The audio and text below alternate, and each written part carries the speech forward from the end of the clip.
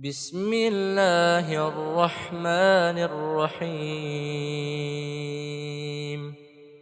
Kemudian yang kedua berkaitan dengan seorang anak yang diadopsi. Anak adopsi dia tidak dapat waris.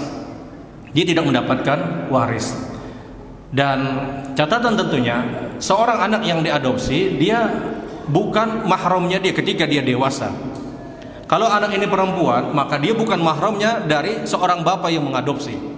Kalau anak ini laki-laki maka dia bukan mahramnya dari ibu yang mengadopsi. Kapan dia jadi mahramnya dia? Kalau dulu di masa kecilnya dia misalnya sebulan atau misalnya sekian waktu misalnya ibunya perempuan ini misalnya dia berikan ASI dari ke anak tersebut. Maka ulama berbeda pendapat apakah salah satu khamsat dumadat, apakah 3 atau 5 sedotan sehingga dia menjadi mahramnya dia. Ada anak kecil misalnya bayi baru lahir kemudian dia ambil dia adopsi misalnya. Kemudian dia berikan ASI.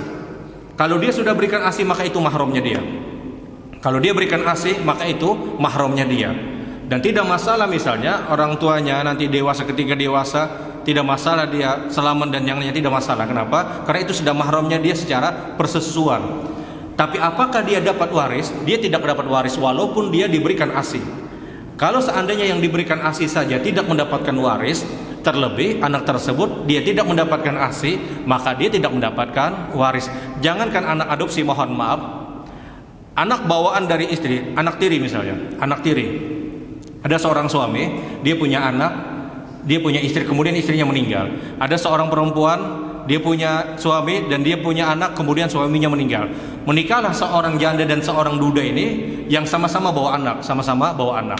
Kemudian wafat misalnya wafat suaminya. Maka yang hanya dapat waris adalah anak dari bapak tadi, kemudian istrinya. Sementara anak tirinya apakah dapat? Tidak dapat.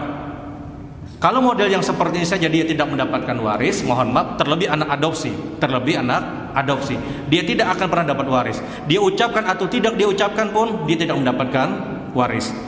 Saking jengkelnya misalnya Ikam karena dapat waris, tidak diucapkan pun dia tidak dapat waris. Karena dia tidak berhak untuk mendapatkan warisan. Wallahu a'lam. Bismillahirrahmanirrahim.